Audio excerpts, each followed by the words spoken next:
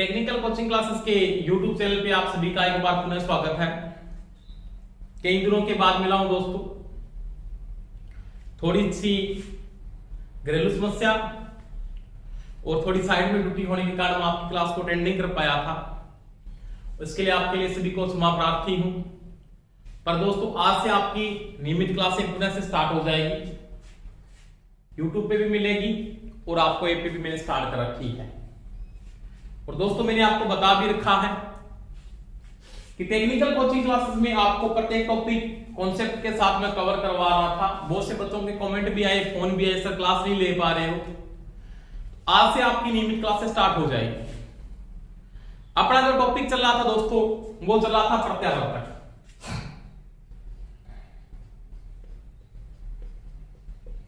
ये टॉपिक आपका बीच में था। इसको आप एसी जनरेटर भी बोलते हो, एसी जनरेटर। इसमें एक प्लॉट मैंने lagging power factor, leading power factor और यूनिटी पावर फैक्टर के बारे में आपको समझा दिया था। दूसरी बात दोस्तों, आज का जो अपना टॉपिक रहेगा ना, आज का जो टॉपिक है वो पढ़ेंगे प्रत्यावर्तक के अंदर ओसीसी एंड एसएससी व वोल्टेज रेगुलेशन।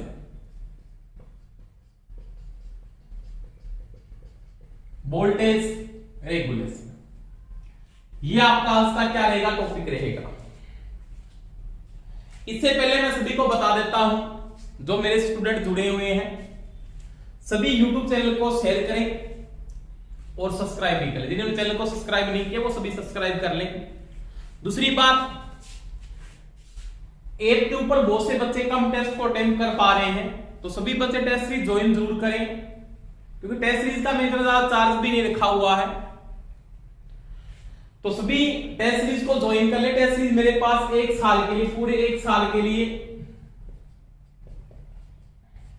299 रुपए में है। ये कोई ज्यादा रेंट नहीं है। एक सप्ताह में 2 टेस्ट होते हैं, बुधवार और शनिवार को। दूसरी बात, 15 दिनों के बाद एक मेगा टेस्ट होता है संपूर्ण थ्योरी का। तो आपकी तैयारी यहां से पता लग जाएगी। टेस्ट सीरीज को सभी ज्वाइन करें। और जो ऐप को ज्वाइन करना चाहते हैं वो टेक्निकल कोचिंग क्लासेस की जो ऐप है उसको ज्वाइन कर सकते हैं। उसमें 2 कोर्स मैंने स्टार्ट कर दिया है, 2 बैच स्टार्ट हो चुके हैं। एक बैच में 1499 रुपए का है और दूसरा वो बैच स्टार्ट किया है वो 699 रुपए में। 699 वाले बैच में आपको कम फीचर मिल रहे हैं और 1499 वाले में सभी फीचर है। Notes, test series, mega test, live क्लासें 2-2 घंटे की, आपको 2 घंटे की रोजाना क्लासें मिल रही है वहां पे। तो वहां पे बहुत ज्यादा फीचर है, तो वो आपके अनुसार आप ज्वाइन कर सकते हो, वो आपकी मर्जी है। ठीक है, पर तो यूट्यूब की क्लासें आज से आपकी रेगुलर लगेगी। ठीक है दोस्तों, आपका जो टॉपिक मैं करने जा रहा हूं, ओसीसी का मतलब होता है ओपन सर्किट टेस्ट कैरेक्टरिस्टिक, यानी इसमें लिख सकते हो आप ओपन सर्किट कैरेक्टरिस्टिक और शॉर्ट सर्किट कैरेक्टरिस्टिक के साथ वोल्टेज रेगुलेशन की मैं यहां पे बात करूंगा। एक अल्टरनेटर है, उसमें सबसे पहले अपने जो बात करने जा रहे हैं वो किसके बारे में पढ़ेंगे, वो ओसीसी के बारे में पढ़ेंगे। किसी के बारे में पढ़ेंगे, ओसीसी। ओसीसी एक नंबर टॉपिक आज का। इसको बोलते हैं खुला परिपथ अभिलक्षण। इसमें आईसीसी नहीं होता, इंटरनल कैरेक्टरिस्टिक नहीं होती, आंतरिक अभिलक्षण इसके अंदर नहीं होता। जो डिस्क्रिमिनेटर में मैंने आपको करवाया था, आपके याद भी होगा दोस्तों। तो दोस्तों इसमें क्या पढ़ेंगे, सबसे पहले जो मैं बात करने जा रहा हूं वो इसके ओसीसी की बात करेंगे। ओसीसी का मतलब ओपन सर्किट अभिलक्षण की या ओपन सर्किट कैरेक्टरिस्टिक की मैं अगर बात करूं तो सबसे पहले ओपन सर्किट कैरेक्टरिस्टिक किसके मध्य ली जाती है ये पता होना चाहिए आपको। ये प्रश्न भी बहुत बार आया है कि जो अल्टरनेटर है या प्रत्यावर्तक है उसमें जो ओसीसी है या ओपन सर्किट अभिलक्षण है या खुला परिपथ जो अभिलक्षण है या ओपन सर्किट जो कैरेक्टरिस्टिक है वो किसके मध्य ली जाती है ये पता होना चाहिए। तो ये जो ओसीसी है ना, ओसीसी आईएफ व इंड्यूस ईएमएफ के मध्य ली जाती है। ओसीसी आईएफ यानी फील्ड धारा यहां पे लिख सकता हूं फील्ड धारा, या आप हिंदी में लिखो तो इसको लिख सकते हो क्षेत्र धारा व उत्पन्न ईएमएफ के मध्य, ईएमएफ के मध्य लेते हैं। समझ में आई दोस्तों मेरी बात?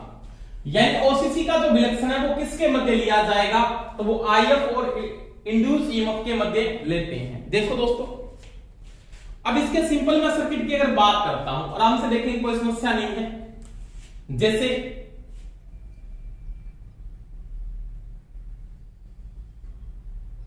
ये मेरे पास कोई भी एक एक्साइटर, इसके रूप में डीसी का जनरेटर हो सकता है, कुछ भी आपके पास हो सकता है, वो आपकी मर्जी है। जैसे ये जनरेटर मैंने बना लिया, मान डीसी का जनरेटर है, एक्साइटर के रूप में इसको यूज करता हूं, मान लिया।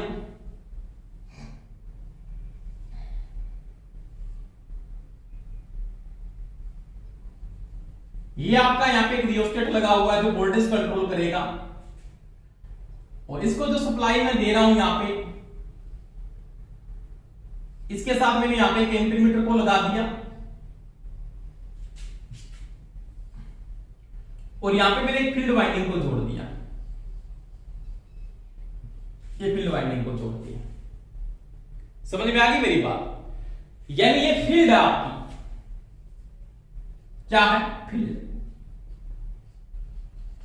और फील्ड किसके ऊपर स्थापित कर रखी है? मैंने मान लिया रोटर के ऊपर स्थापित कर रखी है, इसके ऊपर स्थापित कर रखी है रोटर। ये मेरा कोई भी एक्साइटर यानी उत्तेजक है, किसी भी प्रकार का हो सकता है, चाहे आपने डीसी का, चाहे आपने जनरेटर को लगा रखा, चाहे आपने डायोड सर्किट लगा रखा, चाहे आपने बैटरी लगा रखी, वो आपकी मर्जी है।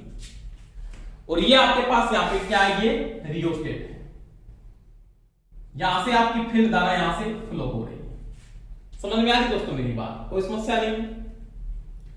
अब देखो, इसके साथ यहां पे आपके पास स्टेटर लगा दिया मैंने, ये आर्मेचर वाइंडिंग, इसको आप स्टेटर वाइंडिंग बोल सकते हो। क्या बोल सकते हो? आर्मेचर वाइंडिंग, या इसको आप क्या बोल सकते हो? स्टेटर की वाइंडिंग भी बोल सकते हो। एक ही बात, दोनों में कोई समस्या नहीं होनी चाहिए। यानी ये जो वाइंडिंग है ये आपके पास आर्मेचर वाइंडिंग है, ठीक है? ये आपके पास एक आर्मेचर वाइंडिंग है, और इसमें जो इंड्यूस्ड ईएमएफ होता है, इलेक्ट्रोमोटिव फोर्स यहां पे इंड्यूस होगा, इसको लिख सकता हूं मैं आर्मेचर वाइंडिंग।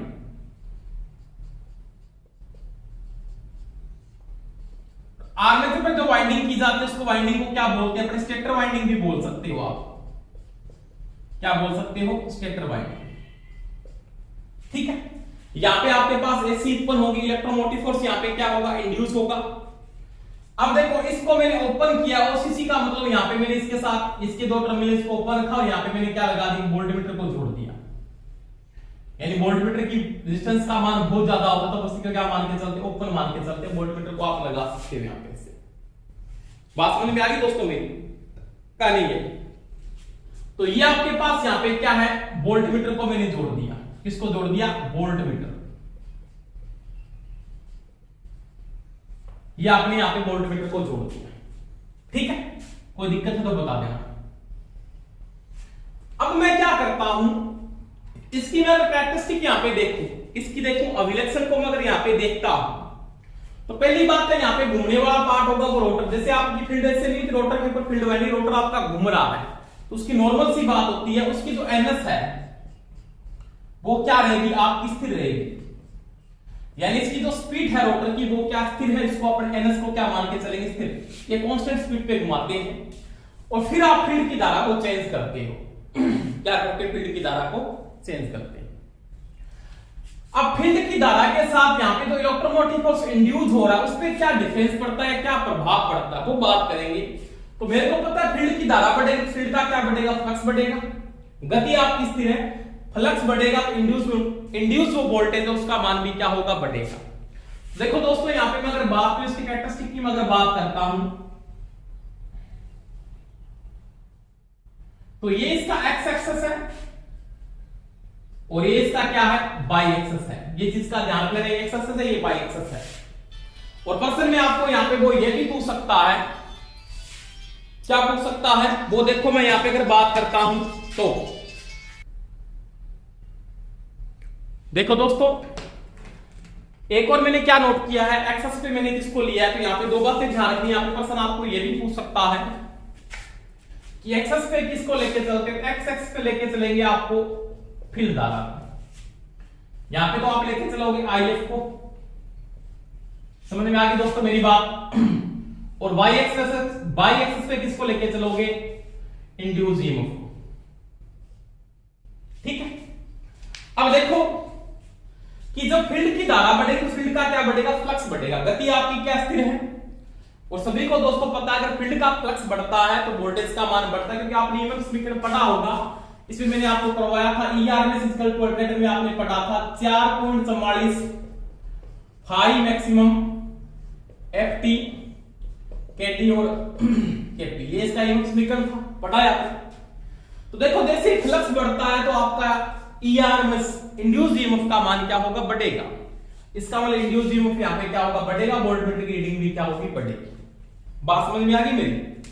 तो वही बात है, अगर आप फील्ड की धारा बढ़ाते हो तो इसका इंड्यूस्ड ईएमएफ भी क्या होता है, बढ़ता है। तो ध्यान रखना दोस्तों, यहाँ पे दो बातें पूछ सकता है, ओसीसी किसके मध्य लिया जाता है, तो आईएफ और ई के मध्य लिया जाता है। एक्स एक्स पे किसको लेके चलते हैं और वाई एक्स पे किसको लेके चलते हैं, ये पता होना चाहिए। फील्ड की धारा बढ़ाने पे इंड्यूस्ड ईएमएफ बढ़ता है, बिल्कुल राइट बात आपकी। दूसरी बात, ये जो विलक्षण इसका ऐसे बनता है ग्राफ, ऐसे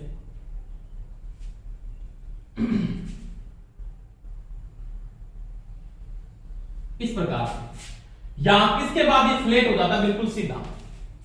तो ये जो वोल्टेज बढ़ाता है, इंड्यूस्ड ईएमएफ बढ़ाता है, ये ग्राफ इसका रैखिक नहीं होता, ये ग्राफ इसका क्या होता है, अरैखिक ग्राफ होता है। ये चीज का भी ध्यान रखें, क्या होता है, अरैखिक है। ओसीसी हमेशा ही अरैखिक होगा या नॉन लीनियरली होता है, क्या होता है, नॉन लीनियर होता है, या प्रोटेक्ट हो जाता है, या क्या होता है, प्रोटेक्ट हो जाता है। इसके बाद यहां पे क्या हो गया, प्रोटेक्ट का मतलब ये क्या होगा, कांस्टेंट हो जाएगा स्थिर, यानी आपकी फील्ड क्या होगी, सैचुरेट होगी। उसके बाद आप बढ़ा भी नहीं सकते, ज्यादा नहीं बढ़ा सकते हो। तो ये इस बिंदु के बाद यहां पे ये प्रोटेक्ट हो जाता है, क्या हो जाता है, प्रोटेक्ट। तो यहां पे प्रोटेक्ट हो इसका, तो ये ग्राफ ओसीसी होता है, वो क्या होता है, अरैखिक होता है। क्या होता है, ओसीसी, ओसीसी में से यहां पर क्या होगा, अरैखिक होता है, प्लोटेट हो जाता, प्लोटेट सॉरी, क्या हो जाता है, प्लोटेट हो जाता है। और इसका ये जो ग्राफ होता है वो क्या होता है, अरैखिक होता है। इसका मतलब नॉर्मल सी बात करता हूं कि स्टार्टिंग के समय आपके पास क्या है, IF इक्वल टू 0 है, तो इंड्यूस्ड ईएमएफ भी क्या है, 0 है। IF अगर आप बढ़ाते हो, अगर आप IF को इंक्रीज करते हो तो आपका इंड्यूस्ड ईएमएफ भी क्या होता है, इंक्रीज होता है। परंतु ये जो इसका ग्राफ रहता है वो क्या रहता है, अरैखिक रहता है। अब देखो ओसीसी के अंदर जो आपकी वोल्टेज रेटेड है उसका कितने गुना फील्ड धारा आप क्या कर सकते हो, बढ़ा सकते हो। यानी V रेटेड है, आपकी जो वोल्टेज रेटेड है, V रेटेड है, उसको कितने टाइम फील्ड धारा तक आप बढ़ा सकते हो। तो V रेटेड को 1.5 टाइम, V रेटेड को यहां पे लिख देता हूं, नोट लगा के आप लिख लेना, नोट V रेटेड को 1.25 टाइम IF को बढ़ाकर,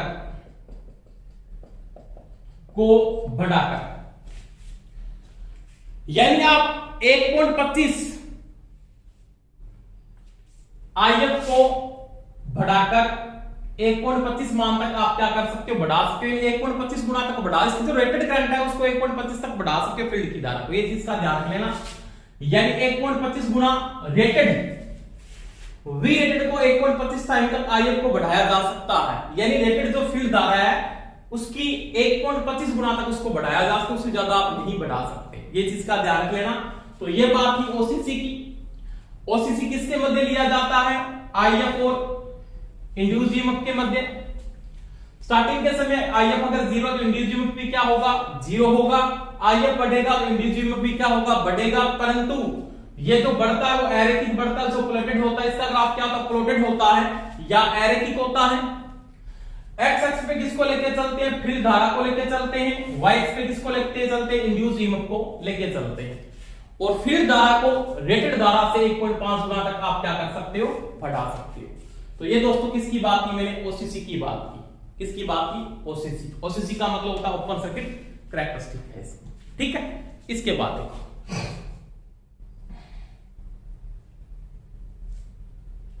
इसके बाद मैं बात करूंगा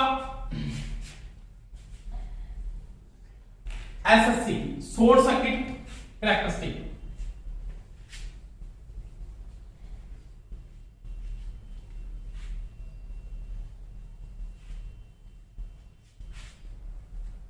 देखो 2 नंबर एससीसी, इसको बोलते हैं लघु परिपथ अभिलक्षण। लघु परिपथ अभिलक्षण या इसको बोल सकते हो आप शॉर्ट सर्किट कैरेक्टरिस्टिक। क्या बोल सकते हो, शॉर्ट सर्किट कैरेक्टरिस्टिक भी बोल सकते हो या इसको बोल सकते हो लघु परिपथ अभिलक्षण। एक ही बात, दोनों में कोई डिफरेंस नहीं है, ठीक है। लघु परिपथ अभिलक्षण या इसको बोल सकते हो शॉर्ट सर्किट कैरेक्टरिस्टिक, एक ही बात है। पहली बात यहां पे एक चीज का ध्यान रखना पड़ेगा, यह लघु परिपथ अभिलक्षण किसके मध्य लिया जाएगा, तो इसको लेते हैं आईएफ, फील्ड धारा व आई ए के मध्य।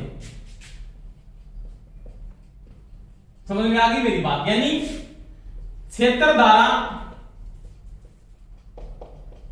व आर्मेचर धारा या स्टेटर धारा भी बोल सकते हैं, आर्मेचर धारा के मध्य लिया जाता है। ये चीज का ध्यान रख लेना। यानी ओसीसी को किसके मध्य लेके चलता हूं, तो मैं लेके चलता हूं किसके मध्य, ये लेके चलता हूं आर्मेचर धारा, और किसके मध्य लेके चलता हूं, फील्ड धारा के मध्य। देखो आराम से, इसके मैं अगर डायग्राम की बात करता हूं तो वही बात है, यहां पे कोई भी आपने एक्साइटर को यूज कर लिया धारा को कंट्रोल करने के लिए, वोल्टेज को कंट्रोल करने के लिए आपने यहां पे रियोस्टेट को लगा के धारा को कंट्रोल करने के लिए, यहां पे आपने एक एमीटर को जोड़ दिया, और ये आपका रोटर वाइंडिंग हो गई, या इसको बोल सकते हैं फील्ड वाइंडिंग। क्या है, फील्ड वाइंडिंग, जो किसके ऊपर है, तो वो है रोटर पर। एक मिनट थोड़ा फ्रेम चेक कर लेता हूं, किसके ऊपर है, रोटर के ऊपर। बिल्कुल समस्या नहीं है कोई भी। समझ में आ गई दोस्तों मेरी बात।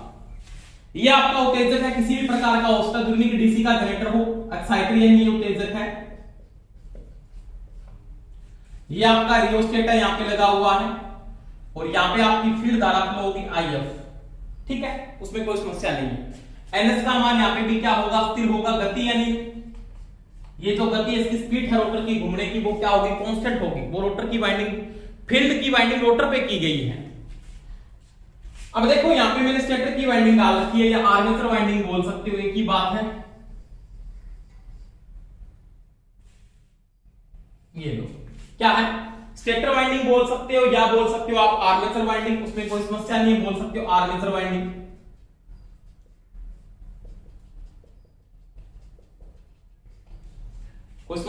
कोई समस्या नहीं है। अब देखो यहां से जो धारा फ्लो होगी ना, उस धारा को बोलेंगे आर्मेचर धारा, यानी आईए। ओसीसी में शॉर्ट करने के लिए किसको यूज किया जाता है, वो थोड़ा ध्यान रख लेना। यानी इसको जो शॉर्ट सर्किट करते हैं वो किसके द्वारा करते हैं, एमीटर के द्वारा। इसको मैं शॉर्ट कर देता हूं ऐसे, एक एमीटर के द्वारा इसको क्या कर दिया, शॉर्ट कर दिया। यानी यहां पे एमीटर लगा दिया, एमीटर, ठीक, शॉर्ट कर दिया इसको। अब देखो यहां पे एक चीज का ध्यान रख लेना है, फील्ड की धारा बढ़ेगी तो आर्मेचर धारा भी यहां पे क्या होगी, बढ़ेगी। नॉर्मल सी बात है, क्योंकि फील्ड धारा बढ़ोगी, फील्ड का फ्लक्स बढ़ेगा, इंड्यूस्ड ईएमएफ बढ़ रहा है, तो यहां पे लोड की शॉर्ट सर्किट है, तो धारा भी यहां पे क्या होगी, बढ़ेगी। इसको कितना बढ़ा सकते हैं मैं बात करूंगा, वो यहां पे देखो। यहां पे पहली बात है, इसका जो ग्राफ दिया जाता है वो फील्ड धारा और आर्मेचर धारा के मध्य होते हैं। इंपॉर्टेंट प्रश्न है, कई बार पूछ चुका है। लघु परिपथ परीक्षण अल्टरनेटर का किसके मध्य होता है? फील्ड धारा और आर्मेचर धारा के मध्य होता है। ध्यान रखना, ये तो दोनों के मध्य होता है।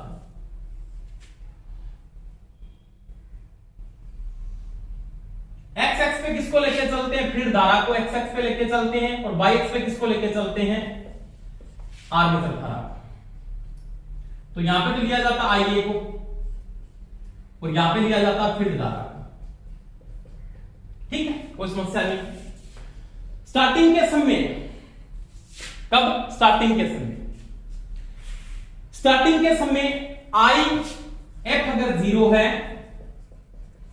तो आईए भी इतना होगा, 0 होगा, क्योंकि फील्ड में फ्लक्स नहीं है तो आर्मेचर धारा तो होगी नहीं, ये तो गारंटी है मेरी। क्योंकि फील्ड में फ्लक्स नहीं पैदा हो रहा, आर्मेचर धारा कहां से पैदा हो जाए? क्या हो जाएगी दोस्तों? नहीं होगी। तो जब तक फील्ड में फ्लक्स नहीं है तो आर्मेचर धारा का मान भी क्या होगा? 0 होगा। आर्मेचर में भी धारा का मान नहीं होगा। अगर आप फील्ड की धारा बढ़ाओगे तो यहां पे क्या होगा? आर्मेचर की धारा भी क्या होगी? बढ़ेगी। यानी आप जो आईएफ को इंक्रीज करते हो, नॉर्मल बात, आईएफ जब बढ़ता है तो उसके साथ आईए का मान भी क्या होगा? बढ़ेगा। परंतु जो ये बढ़ेगा ना, ये रेखिक बढ़ता है। क्या बढ़ता है? रेखिक बढ़ता है, या क्या बढ़ता है? लीनियरली बढ़ता है। समझ में आ गई दोस्तों मेरी बात? यानी आर्मेचर धारा और फील्ड धारा के मध्य जो ग्राफ खींचा जाता है, उस ग्राफ का मान होता है, उसको बोलते हैं रेखिक। ये लीनियरली ग्राफ होता है, बिल्कुल सीधा आता है ऐसे, रेखिक। तो ध्यान रख लेना, एसएससी बिल्कुल क्या होता है? रेखिक होता है या लीनियरली होता है। बहुत बार प्रश्न को पूछ चुका है, लीनियर क्या होता है? लीनियर। फील्ड धारा बढ़ेगी, उसके साथ आर्मेचर धारा बढ़ेगी, परंतु क्या बढ़ेगी? रेखिक बढ़ेगी।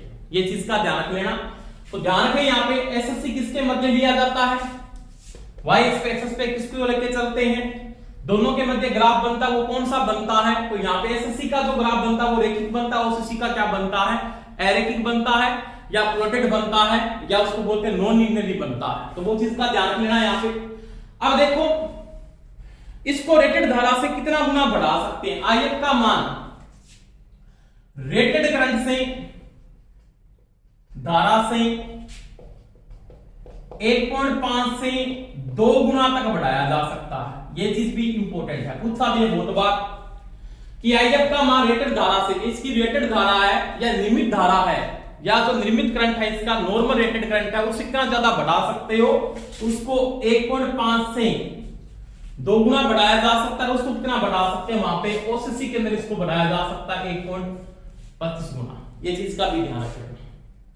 तो ये दोस्तों मैंने किसकी बात की? ओसीसी की बात की, एसएससी की बात की, सॉरी दोबारा रिपीट कर देता हूं। एसएससी लघु परिपथ परीक्षण होता है अल्टरनेटर के अंदर, ये किसके मध्य? आईएफ और आईए के मध्य लेके चलते हैं। फील्ड धारा और आर्मेचर धारा के मध्य खींचा जाता है।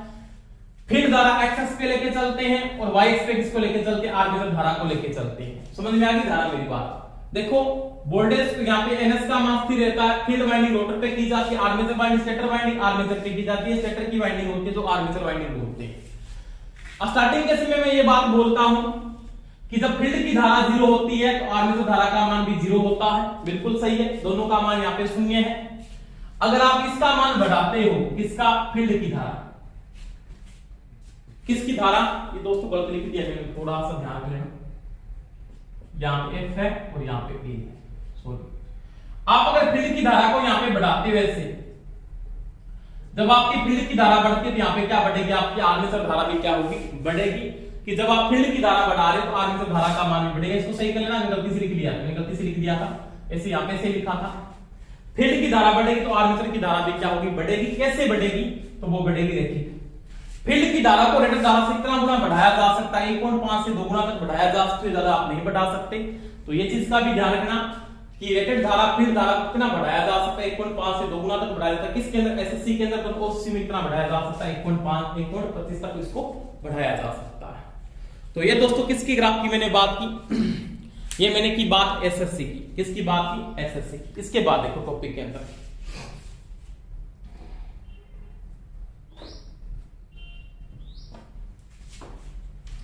ठीक है। अब देखो, दोनों ग्राफों को मैं एक साथ दिखा देता हूं यहां पे सर्किट के अंदर, वो देखना थोड़ा सा, उसमें भी कोई समस्या आपके नहीं होनी चाहिए। ठीक है, बोलिए टॉपिक क्या है आपका। नेक्स्ट टॉपिक जो बात करूं, ओसीसी एंड एसएससी दोनों, ठीक है। एक ही ग्राफ के अंदर दोनों की बात करेंगे, दोनों का ग्राफ एक ही के ग्राफ के अंदर कैसे बनता है उसकी बात करते हैं। वो देखो आराम से देखो, अगर दोनों की मैं एक साथ बात करता हूं, आराम से इसका जो विलक्षण मैं यहां पे देखूं, अगर दोनों के बीच के विलक्षण को आप यहां पे देखते हो तो वो देखो आराम से,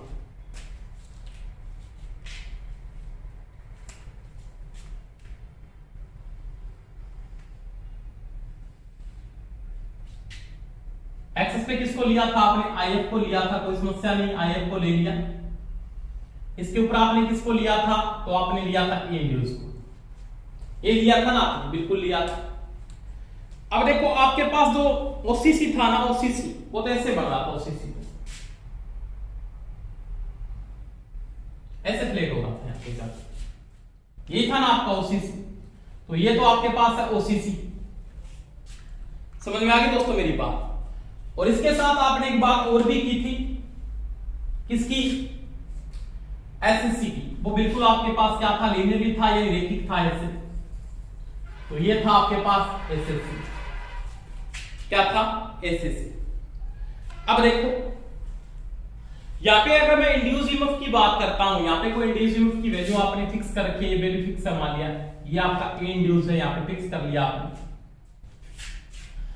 आपने एक नियमित तक आईएफ का मान बढ़ाया दोनों के लिए आपने आईएफ को मेंटेन किया। इसके लिए आपने 1.25, इसके लिए आपने 1.5 से 2 तक बढ़ा सकते हैं एसएससी के अंदर और किसके अंदर, ओसीसी के अंदर, ठीक है।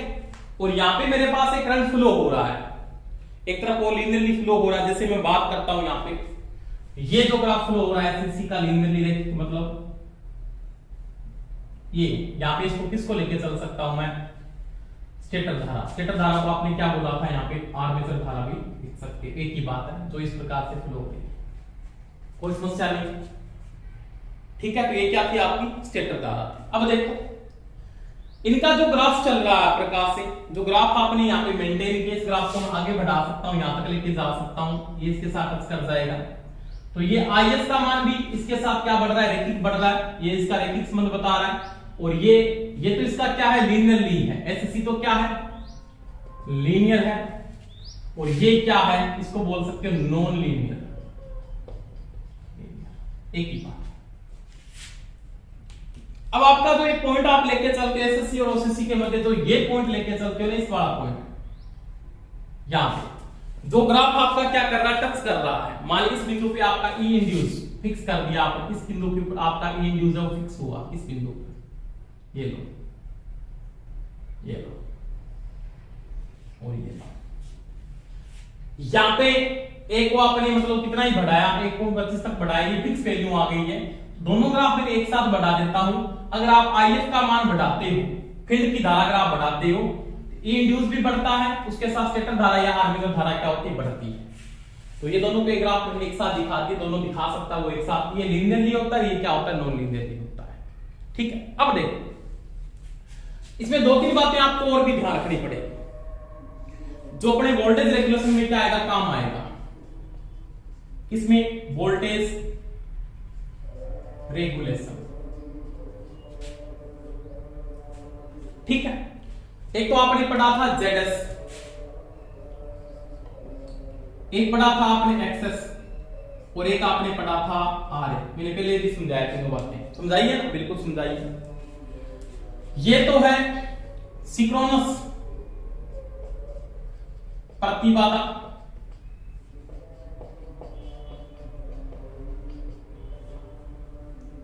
ये है, ये क्या है बताओ आप, ये क्या आपके पास सिंक्रोनस रिएक्टेंस, सिंक्रोनस प्रतिघात बोल सकते हो, एक ही बात है, प्रतिघात। और ये क्या है, आर्मेचर प्रतिरोध, ठीक है। ये तीनों की तीनों अपने वोल्टेज रेगुलेशन में काम आए। और तीनों के बारे में पिछला वीडियो है ना मैंने समझाया, एक्स एक्स जेड एस और आर के बीच में वो थोड़ा देख लेना। कल इन तीनों के बारे में बात करेंगे, क्या होता है, कैसे आप वोल्टेज रेगुलेशन को निकाल के वहां पे ओसीसी और एससीसी के मध्य अपने बात करेंगे। ठीक है दोस्तों, आज के लिए इतना ही सभी को, और सभी को बेस्ट ऑफ लक और जय हिंद। सभी दोबारा से तैयारी लग जाए और डी में तैयारी करें। Okay, thank you.